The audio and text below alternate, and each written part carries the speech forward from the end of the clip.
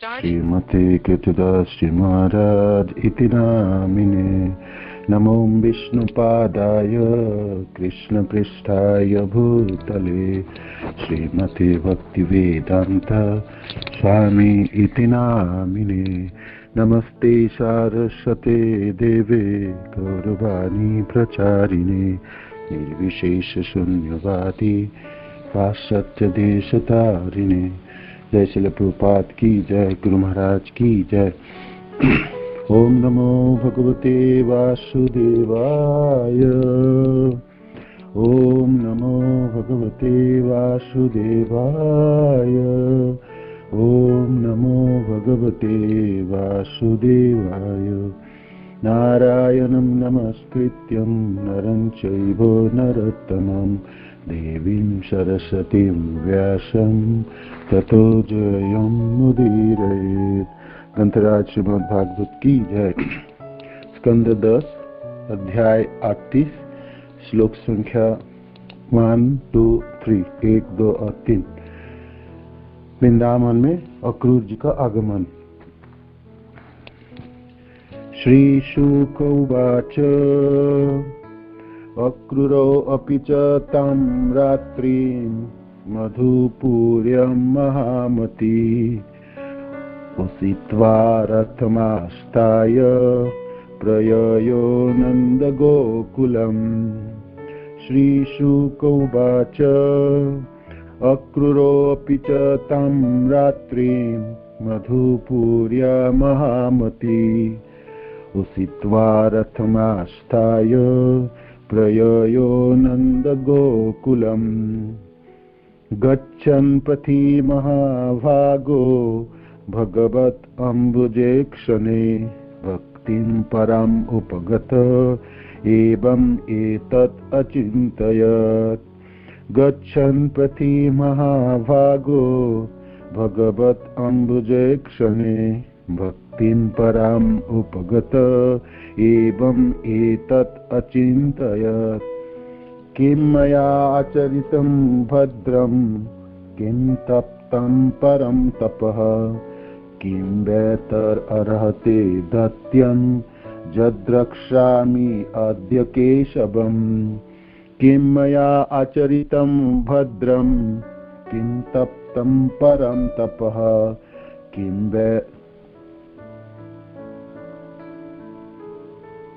वा अथ अपि अर्हते दत्यं यद्रक्ष्यामि अद्य केशवम्। कोई आवृत्ति करना चाहते के लीजिए प्लीज। हरे कृष्ण।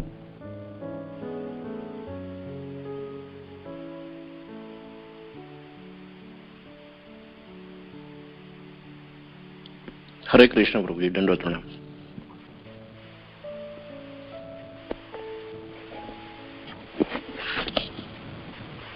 हरे कृष्ण। जी प्रभु जी करिए। ओके। श्री शुक उवाच अक्रूरोऽपि च तं रात्रिं मधुपुर्यं महामती उषित्वा रथमस्थया पर्यायुनन्दगोकुलम्। गच्छन् पथि महाभागो भगवते अम्बुजेक्षणे भक्तिं परम् उपागता एवम् इतात् अचिन्तयत्। किं मया चरितं भद्रं किं तप्तं परमं तपः किं वतपि अर्थे दतं यद्रक्ष्यामि अद्य केशवम्। हरे कृष्ण। दंडवत प्रणाम प्रभु जी।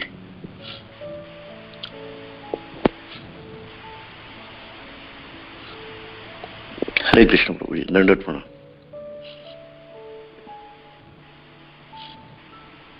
हरे कृष्ण। धन्यवाद। हरि बोल।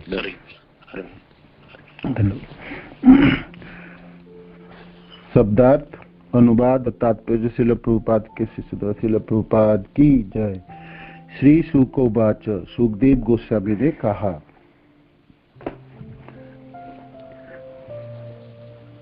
अक्रूर अपिच तथा त्वाम उस रात्रिम रात मधुपुरिया मथुरा नगरी में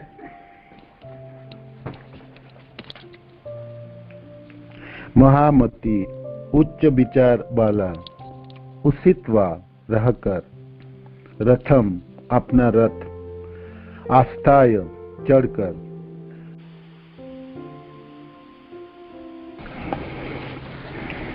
उसितवा रहकर रथम अपना रथ आस्थाय चढ़कर प्रयोयो रवाना हुआ नंद गोकुलम नंद महाराज के ग्वाल ग्राम के लिए। अनुवाद। सुखदेव गोस्वामी ने कहा, महामती अक्रूर ने वह रात मथुरा में बिताई और तब अपने रथ पर सवार होकर नंद महाराज के ग्वाल ग्राम के लिए रवाना हुए। तात्पर्य। कंस ने फाल्गुन मास के कृष्ण पक्ष की एकादशी के दिन अक्रूर को वृंदावन जाने का आदेश दिया। अक्रूर मथुरा में रात बिताकर अगले दिन ही रवाना हो गए। उसी दिन प्रातः नारद ने वृंदावन में कृष्ण की स्तुति की और दोपहर के बाद वह भौमासुर मारा गया। अक्रूर गोधूली बेला में भगवान के ग्राम में प्रविष्ट हुए। श्लोक संख्या 2। गच्छन यात्रा करते हुए पथि मार्ग में महाभागः परम भाग्यशाली भगवती भगवान के प्रति अम्बुज इक्षणे कमल नेत्र प्रभु भक्ति पराम अद्वितीय उपगत अनुभव किया एवं इस प्रकार एतत् वह अचिंतयत सोचा। अनुवाद। सारा मार्ग में यात्रा करते हुए महात्मा अक्रूर को कमल नेत्र भगवान के प्रति अपार भक्ति का अनुभव हुआ। अतः वह इस प्रकार सोचने लगे, किम क्या मया मेरे द्वारा आचरितम किया गया है भद्रम अच्छा कार्य, किम क्या तप्तम ताप सहा गया, परमम कठिन तपः तपस्या, किम क्या वा अथवा अथापि अन्यथा अर्हते की गई पूजा, दत्तम दिया गया दान, यत जिससे द्रक्ष्यामि देखने जा रहा हूं अद्य आज केशवम भगवान कृष्ण को। अनुवाद। श्री अक्रूर ने सोचा, मैंने ऐसे कौन से शुभ कर्म किए हैं, ऐसी कौन सी कठिन तपस्या की है, ऐसी कौन सी पूजा की है या ऐसा कौन सा दान दिया है जिससे आज मैं भगवान केशव का दर्शन करूंगा। ये तीनों श्लोक उनके तात्पर्य। श्रील प्रभुपाद की जय। ओम अज्ञानतिमिरन्धस्य ज्ञानाञ्जनशलाकया चक्षुरुन्मिलितं तस्मै श्री गुरुवे नमः। श्री चैतन्य मनोभीष्टं स्थापितं येन भूतले स्वयं रूपकदा मह्यं ददाति स्वपदान्तिकम्। हे कृष्ण करुणा सिंधु दीनबंधु जगत्पते गोपेश गोपिकाकांत राधाकांत नमस्तुते। तप्त कांचन गौरंग राधे वृंदावनेश्वरी विश्वभानुसुते देवी प्रणमामि हरिप्रिय। वाञ्छा कल्पतरुभ्यश्च कृपा सिन्धुभ्यैव च पतितानां पावनेभ्यो वैष्णवेभ्यो नमो नमः। जयो श्री कृष्ण चैतन्य प्रभु नित्यानंद श्री अद्वैत गदाधर शिवासादि गौर भक्तवृंद। हरे कृष्णा कृष्णा कृष्णा हरे हरे, हरे राम राम राम हरे हरे। श्रील प्रभुपाद की जय, गुरु महाराज की जय, आप सब भक्तवृंद की जय। तो आप सबों की चरण की उन्नति करते हुए आशीर्वाद प्रदान कीजिए, भागवत की इस तीनों श्लोकों की मैं सेवा कर पाऊं। हरे कृष्ण।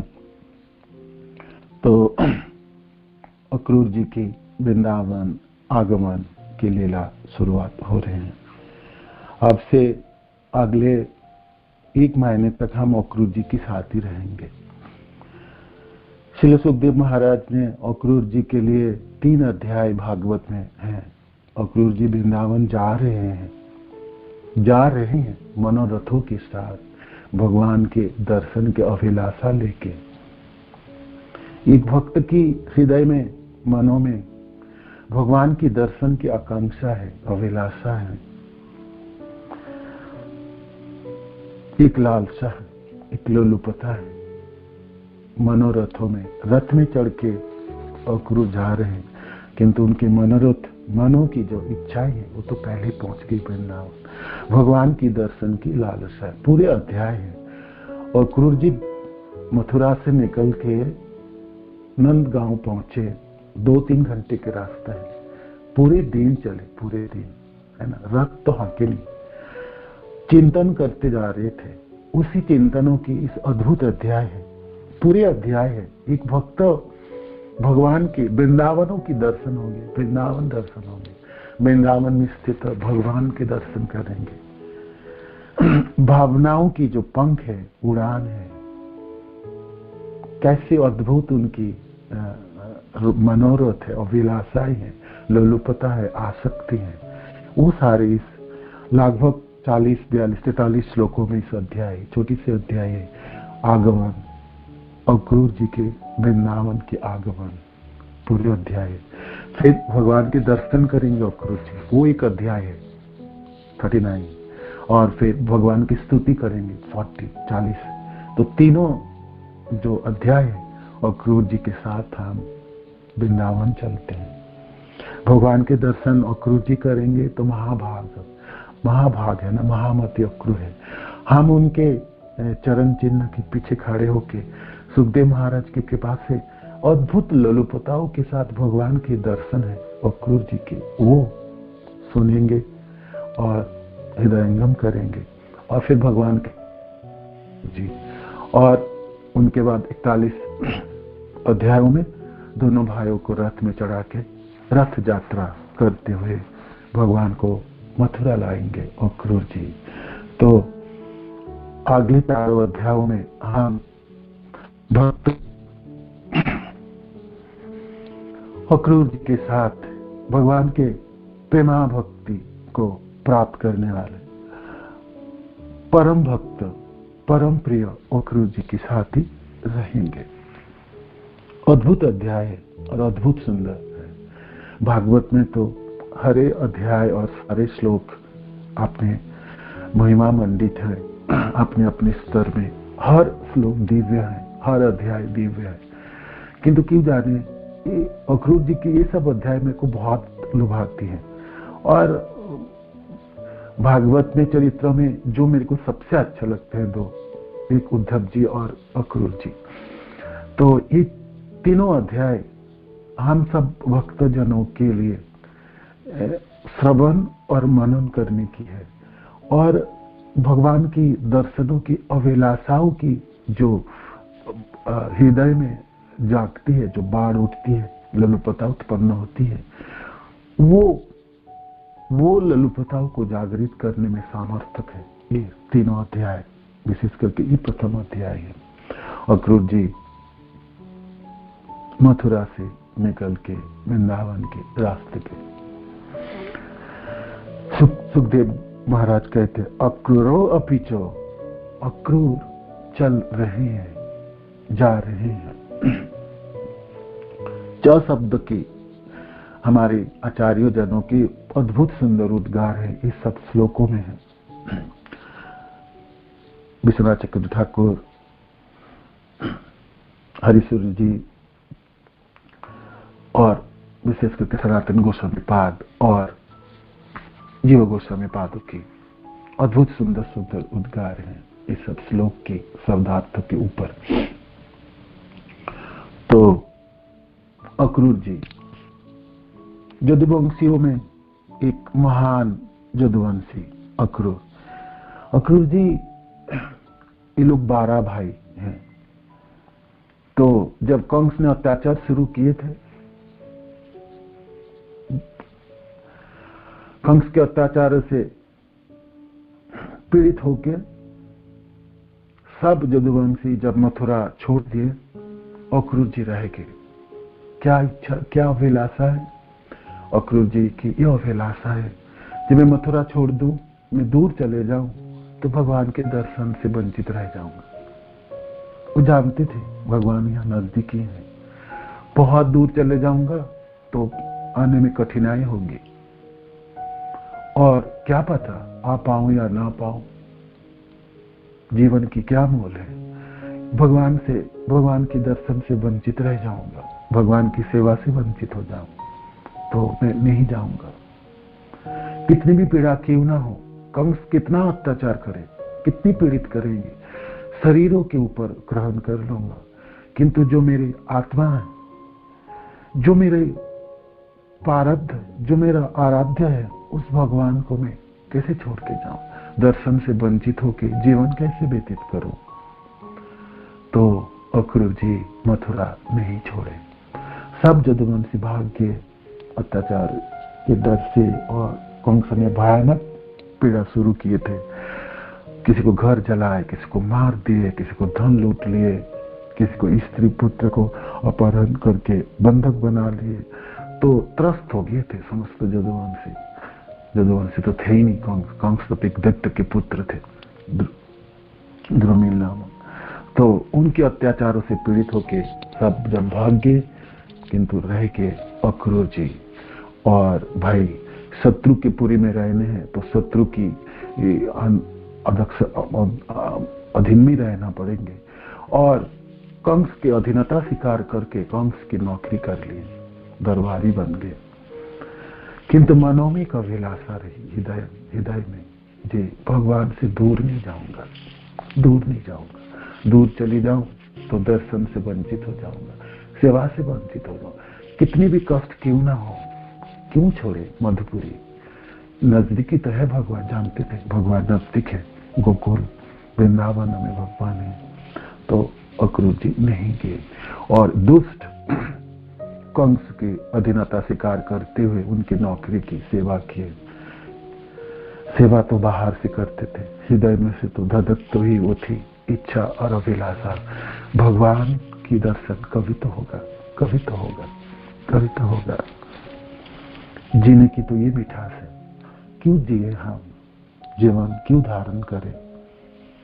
इतनी पीड़ा है इस जगह पे, इतनी मार है, इतनी कष्ट है, किंतु क्यों जिए हम?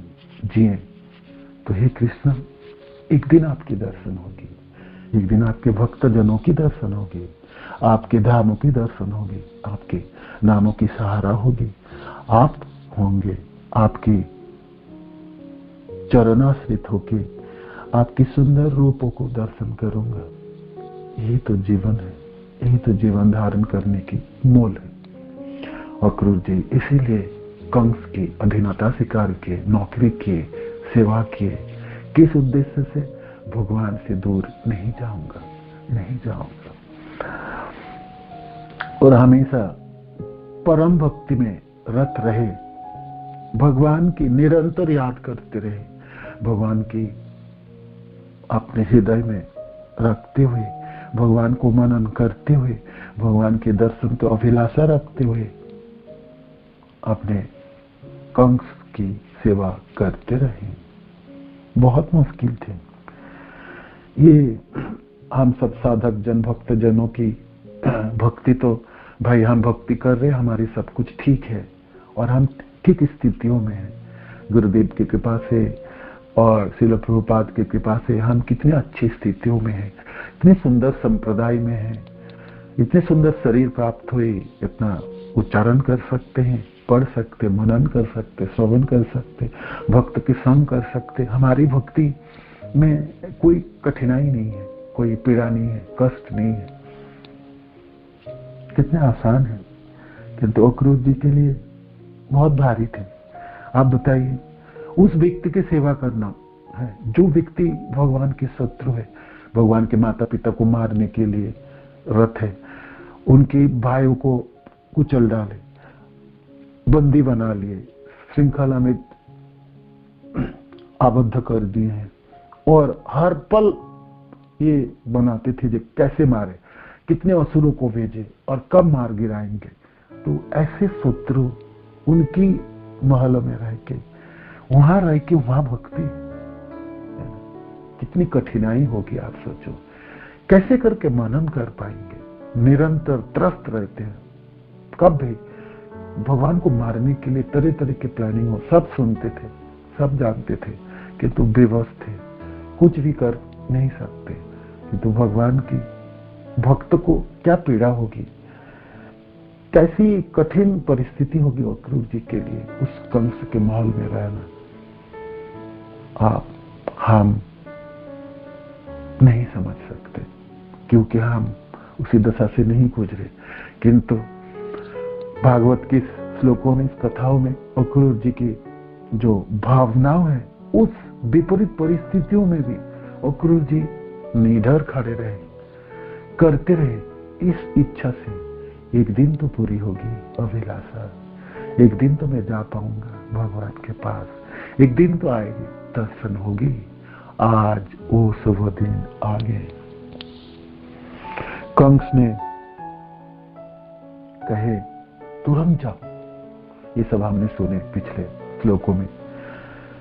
रथ दिए, ये नया रथ, इसको लेके जाओ और अभी जाओ, अब अभी जाओ।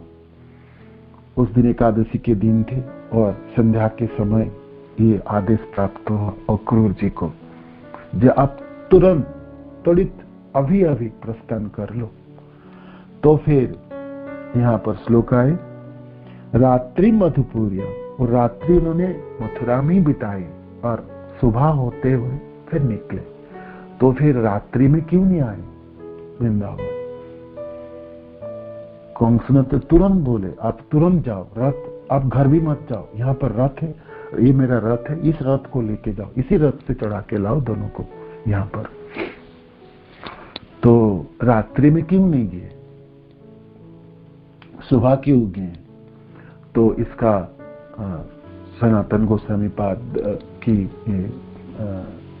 उद्गार है, टिप्पणी है, जे अक्रूर जी जानते थे लीला, भगवान की लीला को उन्होंने सुनते थे, जे गोकुलों में वृंदावन में कैसी भगवान गोचारण में जाते, तो सुबह जाएं तो दर्शन नहीं होंगे, भगवान तो गोचारण में रहेंगे। तो अक्रूर जी को इच्छा थी मैं वृंदावन पहुंचूं तो पहुंच के मैं भगवान के दर्शन करूं, मैं और दर्शन करूं, उनके बाद बाकी काम करूं। तो इसी समय पहुंचो जिस समय भगवान घर पे हो, है ना। तो जानते थे मैं सुबह पहुंचूंगा, रात में निकलूं और इतने रात में जाके क्या करूं, और है ना रात में निकल जाऊं तो एक तो रास्ता पता नहीं है, उस जंगल उस समय तो ऐसा तो था नहीं जब भाई पूरे सड़क रास्ता है और बोर्ड लगा है ये वृंदावन जाने के लिए, गोकुल जाने की रास्ता है, यहाँ से 25 किलोमीटर है, यहाँ से 20 किलोमीटर है, ऐसा तो कोई फलक लगा हुआ था नहीं। और अंधकार रात्रों में और जंगलों में मुश्किलें होंगी, ये सोच के उन्होंने रात्रि में नहीं किया। दूसरे, जब इतने रात जाके मैं कैसे जगाऊं और क्या करूं, और तो इसीलिए सोच के सुबह निकले। ये सुबह निकले और संध्या के समय पहुंचे। संध्या के समय पहुंचेंगे तो भगवान तब गोष्ठ से वापस आएंगे, तो उस समय भगवान के दर्शन हो जाएंगे। इसीलिए अक्रूर जी सुबह यात्रा शुरू किए और बहुत जल्दी नहीं चलाए, रथ तो हंके ही नहीं उन्होंने। रथ में सिर्फ सारथी के जगह पे बैठे और मनों में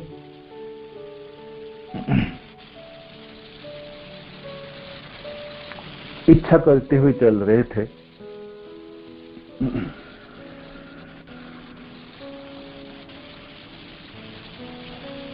क्या कृष्ण। तो संध्या के समय गोधूली लग्न में पहुंचे थे। संध्या के समय तो पूरे दिन 2-3 घंटे के रास्ता तो उन्होंने क्यों नहीं तय किए? जल्दी घड़े को हाँक देते, रथ को चलाते, त्वरित गति से पहुंच जाते 10 बजे के आसपास, किंतु इसीलिए नहीं पहुंचे जे दर्शन भगवान का नहीं होंगे, एक उद्देश्य है। और एक जगह में वर्णन आई विष्णु पुराण में, जे कंस ने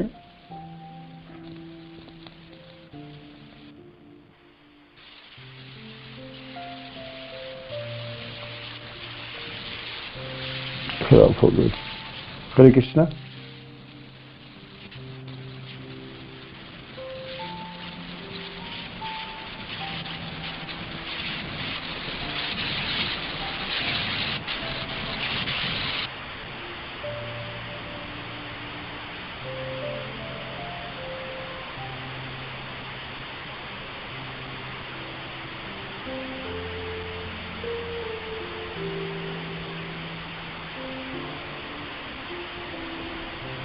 सुनाई दे रहा है आवाज? आप बताइए तो एक बार। आ रही है प्रभु जी, आ रही है ओके। तो विष्णु पुराण आदि में वर्णन है जे अक्रूर जी उसी रात को ही निकल गए थे। तो फिर कैसे सामंजस्य है? तो आचार्य जन कहते हैं जे भाई कल्प के भेद से लीलाओं में भेद होती है, ऐसा भी हो सकते हैं। और ये है जे अक्रूर जी रात को तो निकल गए थे मथुरा से, किंतु मथुरा से बाहर किसी जगह में स्थित हुए और एकादशी के दिन थे। तो भक्त अक्रूर जी उपवास किए पूरे दिन निर्जला, और रात को भी जागरण किए, भगवान के नाम जपे पूरे रात। जपने के बाद सुबह वहां से वृंदावन के लिए निकले। तो ऐसा है, ऐसी सामंजस्य होता है। मधुपुरिया महामती शब्द है यहाँ पर, महामती। अक्रूर जी चले रथ में आरूढ़ होके लेके जा रहे हैं। तो यहाँ पर शब्द आए सुखदेव महाराज के महामती।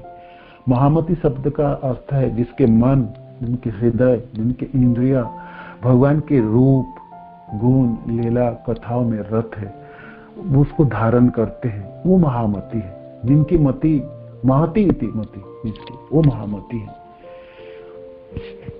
जो भोग, संसार के भोग में, इंद्रिय तृप्ति में मति है, तो वो लघुमती या तुच्छमती कहलाता है। तो इस महामती शब्द जो है कोड की तरह है। सुखदेव महाराज वर्णन इस महामती शब्द की द्वारा ही वर्णन कर जो अक्रूर जी की स्थिति वर्णित हो रही है।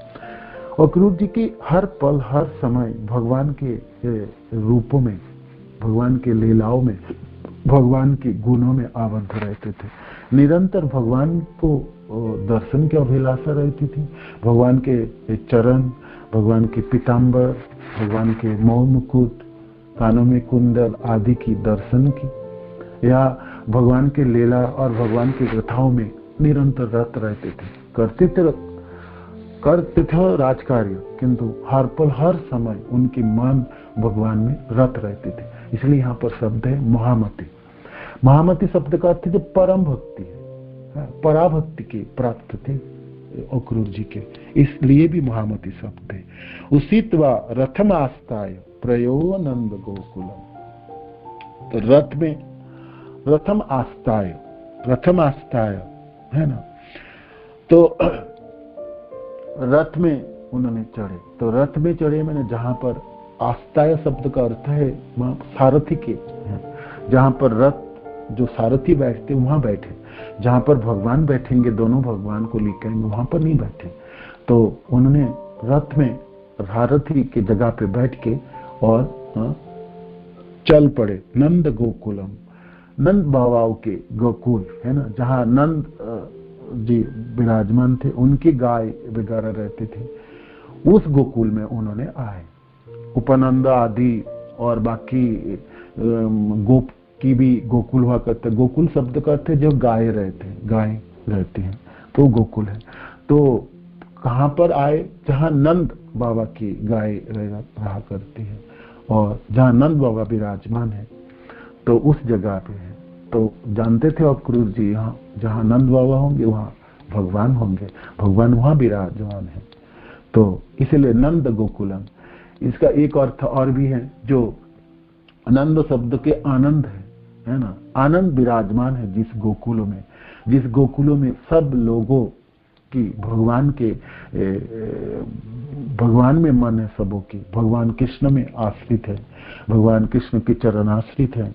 कृष्ण आनंद प्रदान करने वाले हैं, सब लोग आनंद में, सरोवर में आप्लावित हैं। उस आनंदित जगह पे, आनंदमय जगह पे अक्रूर जी जा रहे हैं। तो इसीलिए भी नंद गोकुलम शब्द है। तो अक्रूर जी चलने लगे रथ में, रथ लेके। रथ को हाँक नहीं रहे थे, रथ तो घोड़े खींच के ले जा रहे थे, किंतु आपने जो मनोरथ था वो तो बहुत पहले ही वृंदावन पहुंच रहे थे। रास्ते में चलते हुए अक्रूर जी सोच रहे थे, गच्छन पथि महाभागो। अक्रूर जी के लिए सब शब्द महा है, महामती है, यहाँ पर महाभागो, महान भाग्यवान अक्रूर। क्यों महान भाग्य है? भाग्य क्यों है? भाग्य ये है, जीवों की क्या भाग्य है? भाग्यवान तो वो है जो कृष्ण के दर्शन होंगे, कृष्ण में जिनके मन है, जिनकी पूरी जीवन की जीने की उद्देश्य है कृष्ण की मिलन है ना? तो वो भाग्य है, वो जस है। भाग्य तो वो नहीं है आपकी धन और आपकी भौतिक संपत्ति, वो भाग्य नहीं है। वो भाग्य के, वो तो दुर्भाग्य है, वो तो आपके जीवन चक्र में आपको बांधने वाला है। भाग्य तो वो है जो इस भव प्रवाह को रोकने वाले हैं। भाग्य तो वो है जो अपने जन्म मृत्यु के जरा व्याधि चक्र को भेदने वाला है। भाग्य तो वो है जो शाश्वत जीवन प्राप्त होने वाले है। भाग्य तो वो है जो भगवान की चरणाश्रित होने में है। भाग्य तो वो है जो भगवान के साथ रहने है। भाग्य तो वो है जो शाश्वत काल तक भगवान की सेवा प्राप्त मिलने वाले हैं। भाग्य तो वो है आनंद के साथ भगवान के जनों के साथ भगवान में सेवा में नियोजित निरंतर आनंदित आप्लावित होते हुए जीवन को धारण करना है, जहाँ पर मृत्यु नहीं है, जहाँ पर जन्म और जरा और व्याधि की पीड़ा नहीं है, जहाँ पर देश नहीं है, जहाँ पर क्लेश नहीं है, जहाँ पर काम क्रोध लोभ मोह मद माश्चर्य आपको सताते नहीं है, जहाँ पर शाश्वत आनंदमय जीवन है, भगवान के सेवक के रूप में आपकी परिचय हो, आपकी स्वरूप की प्राप्ति हो, वो भाग्य है, वो भाग्य है। तो यहाँ पर अक्रूर जी महाभाग्यवान है। क्यों महाभाग्यवान है? भगवती अम्बुज ईक्षणे भक्तिम, अम्बुज ईक्षण कमल नयन भगवान में भक्ति है, प्राप्त है अक्रूर जी के। अम्बुज ईक्षणे कमल नयन भगवान में अम्बुज ईक्षण की भक्ति। तो अम्बुज ईक्षण तथा कमल नयन, अम्बुज है ना? अम्बु शब्द का अर्थ है जल, जल में जन्म लेने वाले, तो कमल, तो जिनकी आंखें कमल पुष्प की तरह है, भगवान के दोनों आंखें कमल की तरह है, स्निग्ध प्यार भरी दोनों आंखें है ना, सजल नयन। कमल नयन शब्द के अर्थ ही भगवान कृष्ण है। कमल नयन शब्द बोलते ही आपको अलग से विष्णु तथा कृष्ण को उच्चारण करने की जरूरत नहीं है ना। कमल नयन कमलाक्ष है ना, अम्बुजक्ष, तो पद्मनाभ है, ये सब शब्द क्या कृष्ण या विष्णु को वास्तव है। जैसे आशुतोष कहने से भगवान शिव को समझा जाता है ना, तुरंत या पितामह कहने से हाँ बोलने की जरूरत नहीं है जो ब्रह्मा जी को वर्णित हो रही है। तो इस शब्द से पता चलता है किसको किनको किन के बारे में वर्णन किया जा रहा है। तो अम्बुज ईक्षण कमल नयन भगवान में भक्ति है। इस अम्बुज ईक्षण शब्द से भगवान की सुंदरताओं की वर्णित हो रही है, जिनके आंखें कमल पुष्प की तरह है। भगवान के बालों में मोर मुकुट है, कानों में कुंडल है, पीतांबर धारण किए हैं। सुंदर सौम्य कृष्ण की सुंदरता को परिचायक है, सुंदरताओं को वर्णित हो रही है। अम्बुज ईक्षण है। तो भक्ति करनी है तो भाई भक्ति शब्द का अर्थ है प्रेम पूर्वक सेवा है। भक्ति है किसकी? कृष्ण की भक्ति है। भक्ति शब्द का अर्थ ही है, भक्ति शब्द व्यवहृत होती है कृष्ण भक्ति के लिए। जब भी कोई कहते हैं भक्त है या भक्ति, तब हमारा मन में आता वो कृष्ण भक्त है, कृष्ण भक्ति। इसका अर्थ नहीं किसी देव और देवी और किसी और के भक्त है, ऐसे ही। तो ऐसे कमल नयन भी भगवान के रूपार्थक है। तो भगवान की आंखें बहुत सुंदर है। कितने सुंदर हैं भाई, जिन्होंने देखे होंगे वो सब जानते होंगे। सुखदेव महाराज के शब्दों से हम अक्रूर जी की चरणाश्रित होकर उनके चरण चिन्ह पे चलते हुए हमारा मनों में भी वो अभिलाषा है, उस अम्बुज इच्छा, उस भगवान को दर्शन की, उस भगवान की भक्ति की। भगवान की आंखें बहुत सुंदर है ना। उस आंखों में तो सब कुछ है, प्रेम है। अपने भक्त को जब निहारते हैं भगवान, तब मानो कि पूछते भी होंगे, आप इतने दिन कहाँ रहे होंगे, क्यों रहे दूर मेरे से, और जल्दी क्यों नहीं आए, है ना। लीलाओं में भगवान किसी को एक बार देख लेते हैं तो उनकी सारी जन्मों की पीड़ा नष्ट हो जाती है। जन्मों की कलमश तुरंत नष्ट हो जाती है, और करोड़ों चंद्रमाओं की स्निग्धता शीतलता से हृदय में वो स्निग्धता प्राप्ति होती है। तो उनकी तो क्या वर्णन होगी। भगवान किसी को देख ले एक बार अपने दोनों आंख उठा के, तो वो जीव की तो क्या गति होगी आप सोचिए। जब अघासुर के पेट में समस्त गोप सखा मर गए थे, शरीर छोड़ दिए थे, भगवान प्रवेश किए अघासुर के मुख से और प्यार भरी दृष्टि से देखे सबों को, है ना। देखने मात्र से सब जीवित हुए। भगवान ने आंखों में ऐसी प्रेम है, ऐसी स्निग्धता है, ऐसी उज्जलापना होगी, है ना। ऐसी शक्ति है, ऐसे बल है जो पूर्व जन्म की पीड़ाओं को नष्ट करने वाले हैं और स्निग्धता प्रदान करने वाले हैं। जीवन में कुछ बाकी नहीं रह जाएंगे, सब कुछ प्राप्ति हो जाती है। भगवान ने एक बार देख लेते तो, है ना। ऐसी सुंदर अम्बुज इच्छा। तो इस आंखों की वर्णन के माध्यम से सुखदेव महाराज भगवान की सारी सुंदरता की वर्णन कर रहे हैं।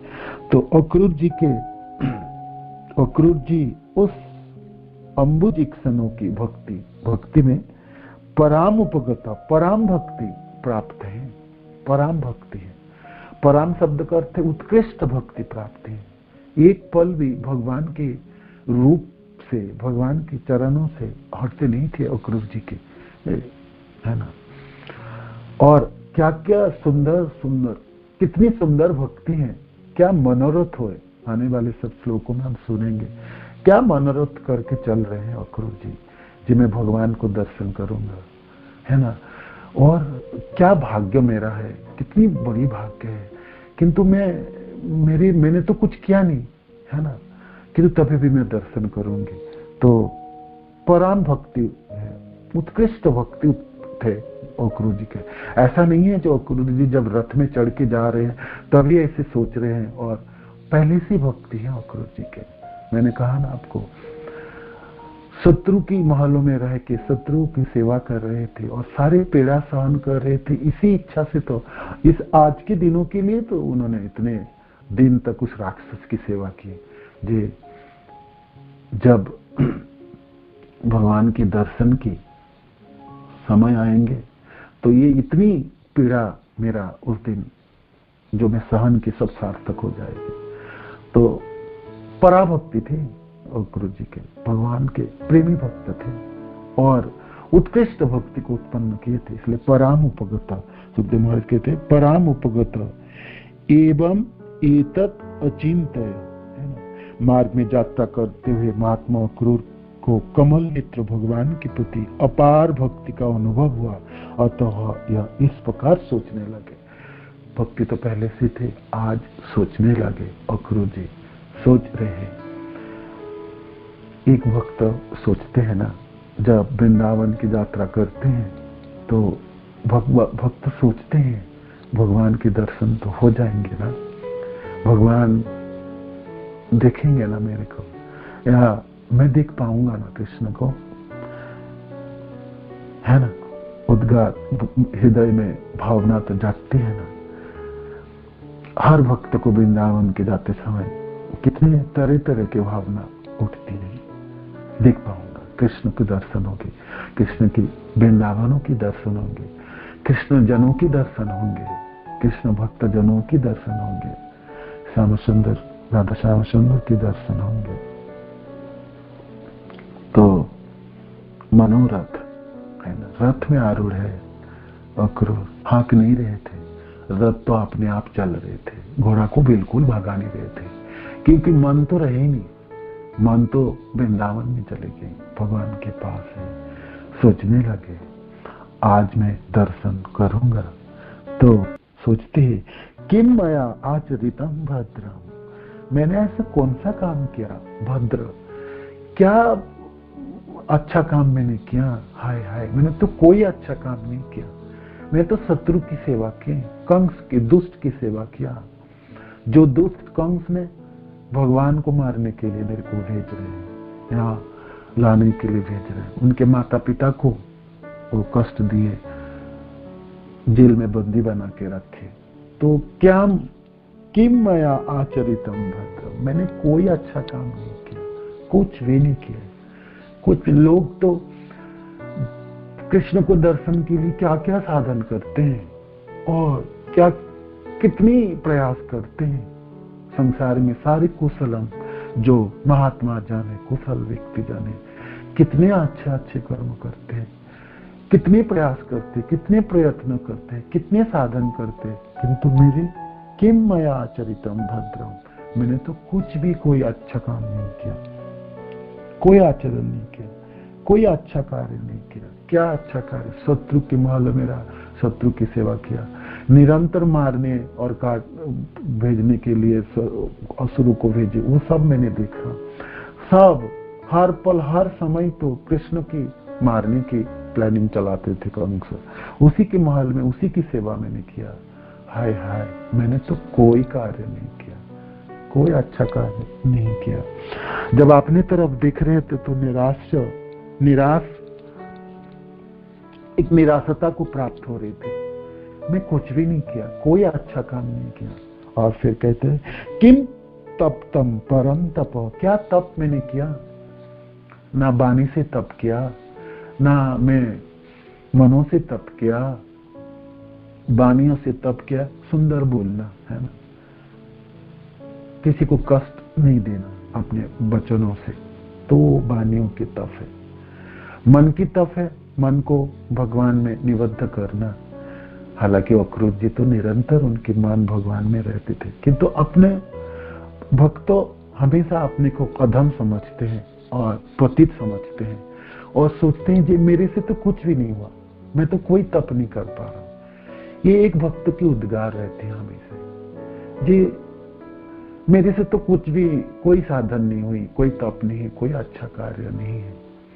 तो ऐसे अक्रूर जी कहते हैं मैंने क्या तप किया हूं, कौन सा तपस्या मैंने किया हूं, आज मेरे को कृष्ण दर्शन होगी, कृष्ण दर्शन लालसा है ना। सोचने लगे पूरे जीवन के बारे में, जब मैं क्या क्या किया। वृंदावन के रास्ते पे चलते हुए आज मैं वृंदावन में प्रवेश करूंगा। वृंदावन महिमामृत ग्रंथ में प्रबोधानंद सरस्वती जी कहते हैं वृंदावन जाऊंगा। ऐसा सोचते हुए जब भक्त सोचता भी है तो वो वृंदावन की सारे जो महिमा है, जो माधुरिमा है, वो प्राप्त हो जाते हैं। सोचने मात्र से उनके जीवनों की कलमश नष्ट हो जाती है। मैं वृंदावन जाऊंगा तो वृंदावन में प्रवेश करूंगी और यहाँ वृंदावन में जाके ऐसे इच्छा भी रखते हैं और कहीं भी रहता हो, बहुत दूर जगह रहता है और वृंदावन की तरफ प्रणाम भी करते हैं तो भगवान की कृपा प्राप्त हो जाती है। वृंदावन नाम उच्चारण करने मात्र से कितनी जीवनों की कलमश नष्ट हो जाती है और उसी वृंदावन की तरफ कोई प्रणाम करता है देख के, कहीं भी रहे, किसी भी जगह पे रहे, किसी भी देश में क्यों ना रहे, मैं वृंदावन जाऊंगा और ऐसा सोचते हुए भगवान को दर्शन करूंगा, वहां जाके भगवान को लीला स्थली को दर्शन करूंगी और मैं जमुना जी को दर्शन करूंगी, गोवर्धन पर्वतों की परिक्रमा करूंगा। भगवान जहां जहां लीला किए हैं ब्रज में, वो सब लीला स्थलियों की प्रेमी जनों के साथ में दर्शन करूंगा। ऐसे अभिलाषा करने मात्रों से वृंदावन की भगवान कृष्ण की कृपा प्राप्त हो जाता है। वो बेशक ना भी आ पा रहे हैं वृंदावनों में, कहीं भी रहे, ऐसा करने से प्राप्त हो जाते हैं। तो आज वृंदावन के रास्ते चलते हुए अक्रूर जी सोच रहे थे, मैं क्या तप किया होगा, क्या अच्छा कर्म किया होंगे और क्या पूजा मैंने किया, भगवान की दर्शन मिलेंगे मेरे को। अद्भुत बातें हैं।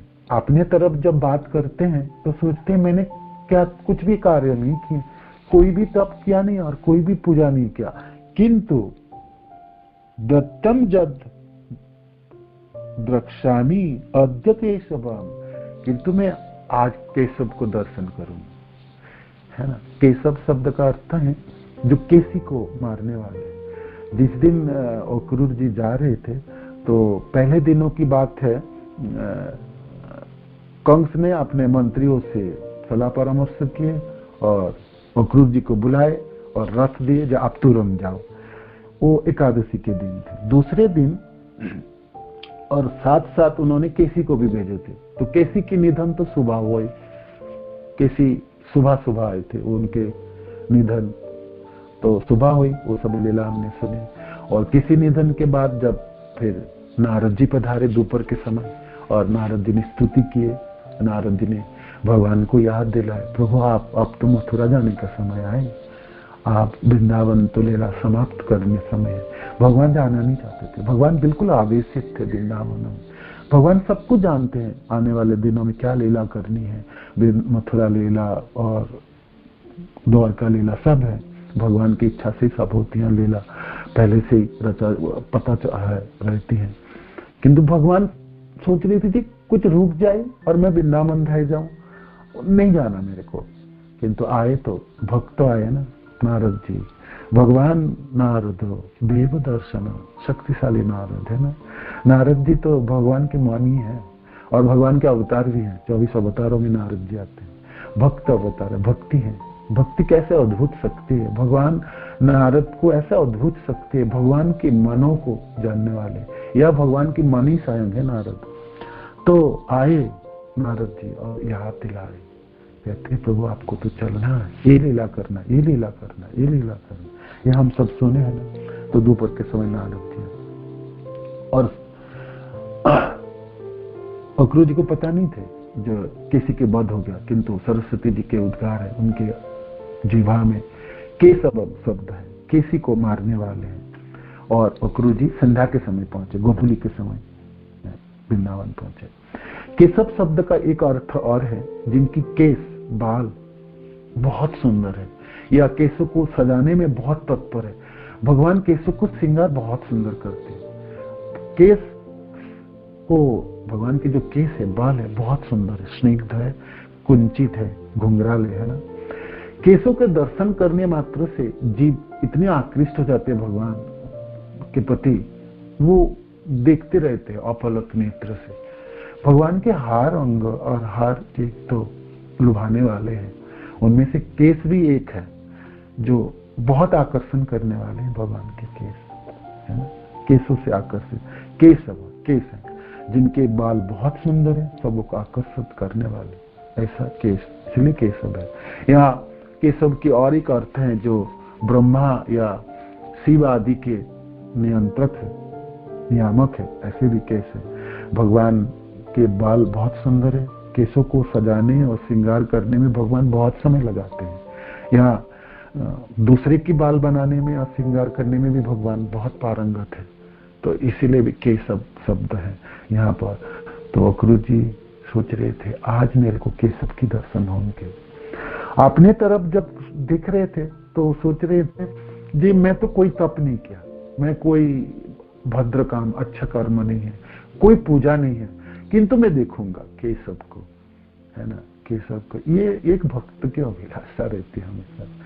जी हे कृष्ण, मेरे में तो कोई साधन रही नहीं, कोई जपना ना तप है, साधन तो मैंने कुछ कर नहीं पाया, जीवन तो ढलने वाला है, हम जाने वाले हैं, किंतु मनों में अभिलाषा ही केशव, आपके दर्शन तो होंगे, हो जाएंगे।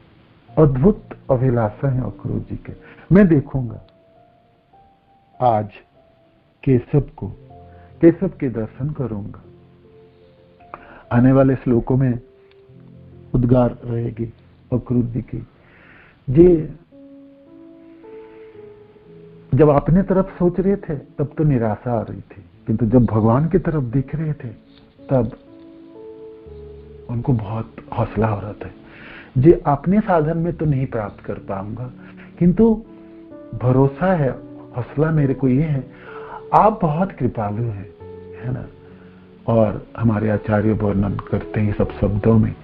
जे अक्रूर जी सोच रहे थे कालिया को कृष्ण कैसे मिल गए, उन्होंने कौन सा तप कर लिए, कौन सा जप कर लिए थे, किंतु कालिया पा लिए आपको, आपके चरण को पा लिए थे। कालिया की पत्नी ने भी सोच रहे थे, वो लोग भी हैरान थे, जी इस कालिया ने पूरे जीवन भर ऐसा कौन सा कर्म किया था जी हे प्रभु आपको प्राप्त किए हो। हमने तो पूरे जीवन भर मैंने ऐसा कोई नहीं देखा जी कालिया ने कोई अच्छे कर्म किए, ये तो लोगों को पीड़ा ही दी। ऐसे उत्कट उनको विष था, विष के जो इतना तीव्र था, वो तीव्रता थी विश्व में।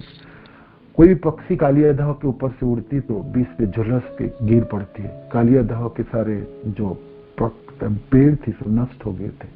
तो ऐसे तो मारने के लिए तो वो भगवान के धामों में रहे, किंतु ऐसे कालिया को प्राप्त हो गए।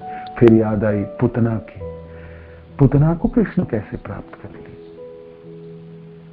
माँ की गति दी, ऐसे ऐसे करके उद्गार है होगी। अक्रूर जी अपने तरफ देखेंगे तो निराशा आ रही थे, साधन नहीं है, पूजन नहीं है, कोई समर्थता नहीं है, कोई तप नहीं है, किंतु जब भगवान की तरफ देख रहे समझने के प्रयास कर रहे थे तब उन्होंने उनकी हौसला बढ़ रही थी। तो ये था अक्रूर जी अपने मनोरथ के साथ वृंदावन के रास्ते पे हैं। आने वाले श्लोकों में हम तरह तरह के मनोरथ सुनेंगे और मनन करेंगे। अद्भुत उद्गार है अक्रूर जी के, उनके साथ साथ हम भी चलेंगे वृंदावन। और जब अक्रूर जी दर्शन करेंगे तो हम भी उनके पीछे खड़े होके, हमारे भी सब भक्त को इच्छा रही आप कृपा करिए अक्रूर जी, आपके साथ साथ हम भी श्याम सुंदर को दर्शन कर पाएंगे। अद्भुत सुंदर उद्गार आने वाले दिनों में आप सुनेंगे। पूरे अध्याय है, मनोरथों की है। शाम के समय पहुंचेंगे और पूरे अध्याय समाप्त होगी। उस समय क्या क्या उद्गार रहेगी और क्या क्या भावना होगी भगवान की।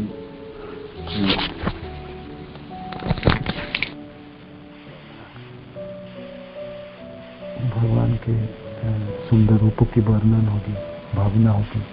तो ये पूरे अध्याय चलेंगे अक्रूर जी की भावनाओं के साथ, और हम अक्रूर जी के साथ सुखदेव महाराज की कृपा से एक भक्त की उद्गार भगवान के दर्शन करने के लिए, वृंदावन जाने के लिए, वृंदावन में प्रवेश करने के लिए कैसी भावना है, वो अक्रूर जी से हम सीख सकते हैं, हृदयंगम कर सकते हैं, लालसा जागृत कर सकते हैं, अभिलाषा कर सकते हैं। ये हमारे लिए प्राप्ति होगी। हरे कृष्ण। प्रभुपाद की जय, महाराज की जय। सॉरी मैं थोड़ी सी देर शुरू किया था, इसलिए आपके 6 मिनट ज्यादा समय लिए। किसी को कोई प्रश्न है, कुछ ऐड करना चाहते कर सकते हैं, 2-4 मिनट कुछ पूछ सकते हैं। हरे कृष्ण प्रभु जी, धन्यवाद प्रणाम।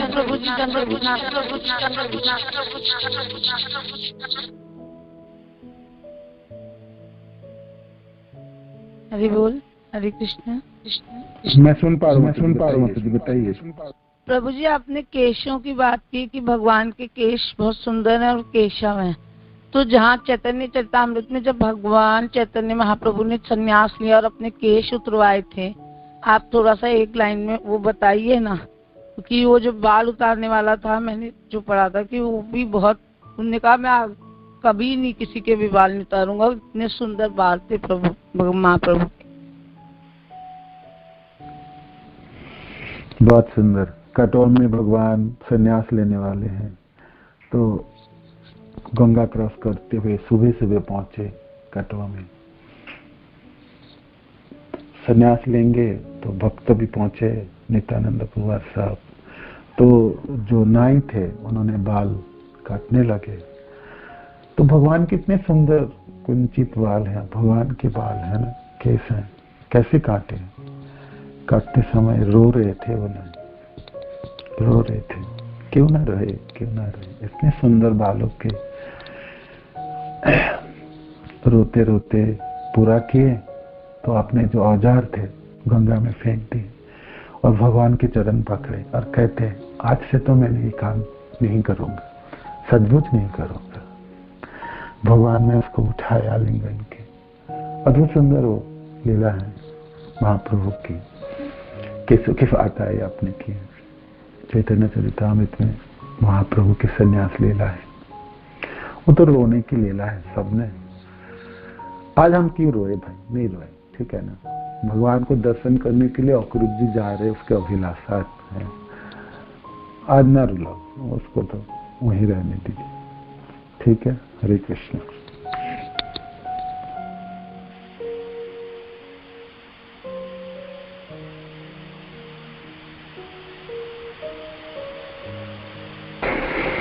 हरे कृष्ण प्रभु जी। कृष्ण प्रभु जी। धन्यवाद प्रभु। हरि बोल। हरे प्रभु जी, मुझे तो लगता है ये बहुत बड़ी सीख है हम लोग के लिए कि सबसे विपरीत स्थिति में कृष्ण का निरंतर चिंतन कैसे रखा जाए, बस यही कहना था। हरे कृष्ण। अक्रूर जी की जो जीवन है, अक्रूर जी की जो भक्ति है, ये तो विपरीत परिस्थितियों में भी कैसे भगवान की अपार भक्ति है, सुंदर भक्ति की उत्पन्न की। हम सबों के लिए सचमुच ही सीख है ना। हम सबों के हौसला देने वाले, बढ़ाने वाले सबों को। हरे कृष्ण। तो समय हो चुके हैं, तो आज कथा को यहीं विराम देते हैं। वांछाकल्पतरुभ्यश्च कृपा सिंधु पतितानां पावनेभ्यो वैष्णवेभ्यो नमः। श्रील प्रभुपाद की जय, गुरु महाराज की जय, निताय गौर प्रेमानंद। हरि हरि बोल।